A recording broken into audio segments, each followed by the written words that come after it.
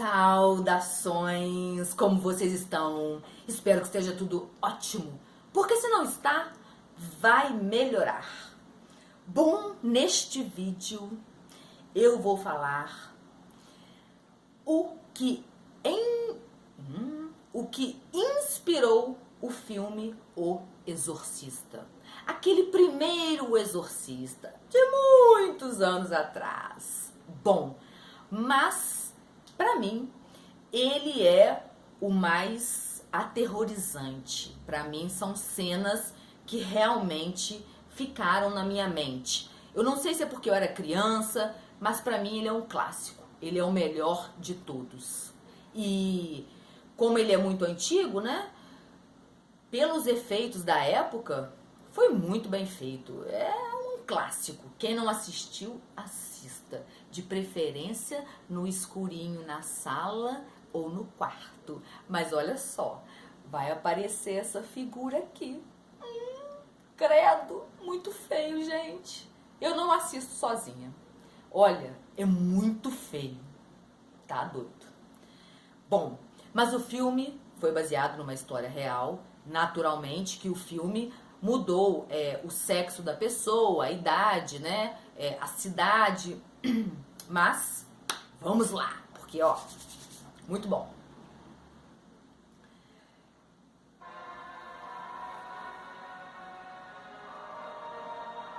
Bom, a igreja não revelou o verdadeiro nome do garoto, que tinha 13 anos.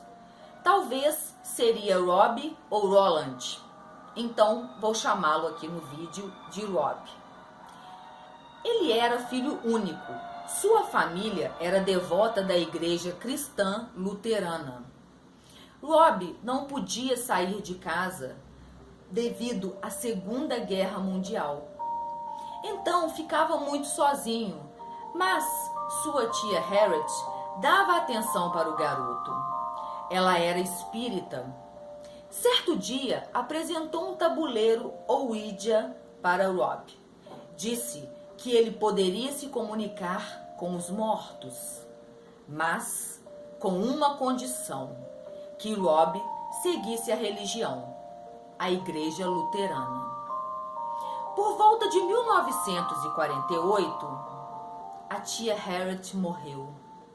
Rob ficou extremamente triste, desolado. Então, Rob, naturalmente, pegou seu tabuleiro Ouija e tentou contactar com sua querida tia. Não se sabe se houve sucesso, mas o fato é que passaram-se uns dias e os pais do garoto começaram a ouvir estranhos barulhos na casa, como passos no sótão, ruídos no piso de madeira, como se algo estivesse arranhando o piso, e um terrível cheiro de excremento que exalava pela casa. Rob começou a apresentar um comportamento diferente, muito estranho. Os pais foram ficando preocupados, pois a cada dia piorava as coisas. Muitas coisas estranhas aconteciam na casa. E Rob passou a mover móveis com a força do pensamento. Nisso, as lâmpadas da casa acendiam e apagavam do nada. Mas o que deu início aos pais de Rob pedir ajuda foi quando uma imagem de Jesus Cristo, que ficava pendurada acima da cama de Rob, passou a estremecer, como se algo estivesse empurrando a imagem para frente, por trás dela. Extremamente assustada, os pais contrataram o reverendo Albert Ruggs, da Igreja Católica. Albert observou o garoto. Ouviu Rob dizer em latim. Olha só o que o garoto disse. Ó sacerdote de Cristo, você sabe que eu sou o diabo. Por que você fica se preocupando comigo? Porém, o garoto nunca havia estudado latim. O padre deu aos pais velas e um vidro de água benta para quando o garoto apresentasse comportamentos estranhos. Porém, uma força misteriosa pegou o vidro e quebrou, e a chama da vela foi até o teto. Em 17 de fevereiro de 1949, a família chamou Schultz, o pastor que levou Rob para seu dormitório para poder observar Rob em outro ambiente. Colocou ele numa cama e o amarrou, pois nessa altura Rob tremia muito a ponto de fazer a cama trepidar. Mas misericórdia! Durante a noite, o reverendo viu na madrugada os móveis e cobertor mudarem de lugar sozinhos. Rob estava amarrado e também apareceram rachaduras na parede. E o pastor, apavorado, observando o garoto, foi quando Rob se soltou das cordas e arremessou para a outra parede uma cadeira de aço muito pesada. Então Schultz, o pastor, chegou à conclusão que o garoto estava possuído pelo demônio. Sozinho, não conseguiria fazer a expulsão. Então, um contato da família que tinha um primo que estudava na Universidade de St. Louis pediram ajuda ao reverendo Walter Halloran e o reverendo William para realizarem um exorcismo. Muitos ajudantes entraram em ação, já que a situação do garoto era muito delicada. Como o caso era grave, resolveram que o exorcismo seria realizado no hospital da Universidade de Georgetown, uma instituição jesuíta. Mas, já na primeira sessão, Rob fez um ferimento no padre Edward, e o ferimento foi grave, então o ritual teve que ser interrompido. Notaram que Rob tinha uma aversão muito forte a objetos sagrados, como água benta, bíblias e crucifixo. Na ala psiquiátrica do hospital, o padre Halloran iniciou a conjuração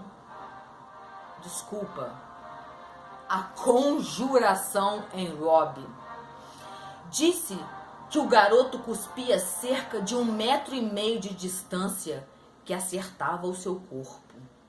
Rob gritava e praguejava os padres. Numa sessão, desferiu um golpe tão forte que quebrou o nariz de Halloran. Diariamente eram realizadas sessões de exorcismo e foram necessárias 30 sessões. O padre, muito assustado, disse nunca ter presenciado uma força física tão poderosa. Mas após o 30º exorcismo, em 18 de abril de 1949, Rob, acordado da possessão, disse que não se lembrava de nada. Por conselho do padre, a família mudou-se da casa e Rob já não apresentava mais sinais de possessão. O padre Halloran deu entrevistas para a mídia e disse que tudo foi relatado em diários. Tudo que se passava durante as sessões está tudo documentado. 9 padres, juntamente com 39 testemunhas, assinaram os últimos escritos eclesiásticos, documentando a experiência de Roland. Além disso,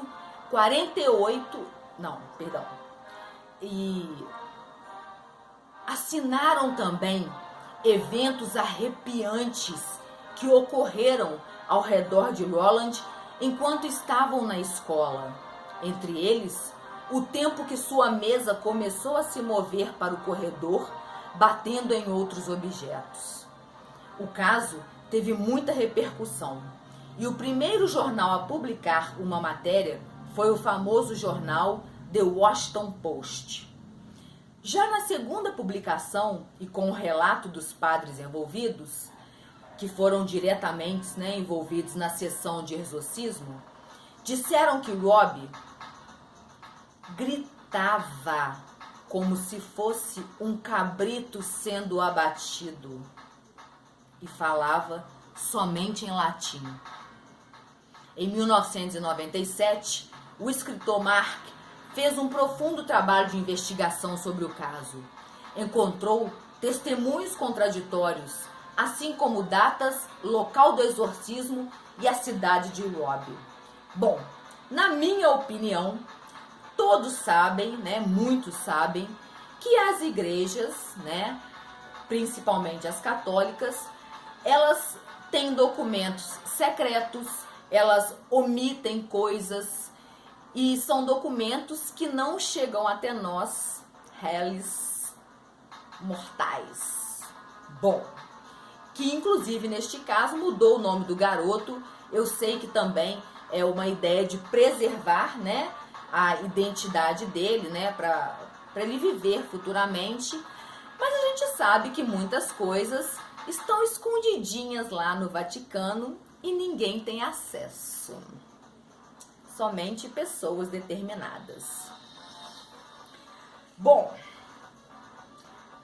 ele seguiu a sua vida com o nome escolhido pela igreja. Foi esse artigo que inspirou o escritor William Peter a escrever o livro O Exorcista, que deu base para o filme. Mas finalmente Rob, livre da possessão demoníaca, tornou-se um homem de sucesso, casado e feliz, com filhos e netos. É o que dizem. Assim, claro que muitas pessoas envolvidas, então é natural que um foi passando para o outro tudo o que aconteceu durante esse exorcismo. Por exemplo, vamos supor que o meu tio foi um dos padres que participou do exorcismo. É claro que eu ia fazer o meu tio me contar as coisas que aconteceram lá. E assim, vocês sabem que vai passando de uma pessoa para outra. Então, aquelas coisas que aconteceram durante as sessões, eu acredito que seja verdade.